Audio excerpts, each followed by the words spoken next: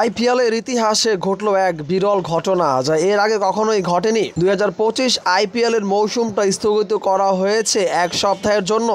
এর প্রধান কারণ হচ্ছে চলমান পাকিস্তান এবং ভারতের মধ্যকার যেই নৈরাজ্য চলছে, যেই সহিংসতা, যেই সংঘাত চলছে, তার কারণেই কিন্তু ক্রিকেটারদের সর্বোপরি সবকিছু নিরাপত্তার কথা চিন্তা করেই এমন সিদ্ধান্ত নিয়েছে কিন্তু বিসিসিআই।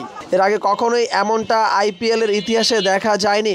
ভারত পাকিস্তান ম্যাচ যেমন উত্তেজনা ছড়ায় বাড়তি, ঠিক তেমনি এবার ভারত পাকিস্তানও কিন্তু বাড়তি উত্তেজনা ছড়াচ্ছে পিএসএল এবং আইপিএলকে ঘিরে।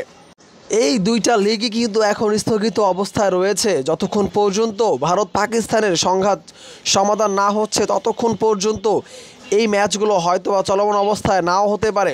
যদিও আইপিএল 7 দিনের জন্য স্থগিত করা হয়েছে, তবে 7 দিন পর এর ভবিষ্যৎ কী হতে পারে তা আবারও জানা যাবে।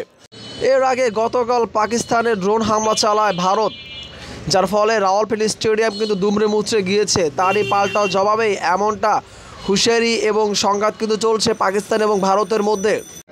মাঠের উত্তেজনা, দুই দেশের মধ্যে এখন রাজনৈতিক টানাপোড়াও চলছে। এর সমাধান কি তা এখন পর্যন্ত অনিশ্চিত, তবে যা হচ্ছে তা কোনোভাবেই কল্যাণকর নয়। আইসিসির উচিত হবে ভারত পাকিস্তানকে টোটালি নিষিদ্ধ করে দেওয়া, যাতে করে অন্য দেশের ক্রিকেটগুলো শান্তিপূর্ণভাবে মাঠে ম্যাচগুলো গড়াতে পারে।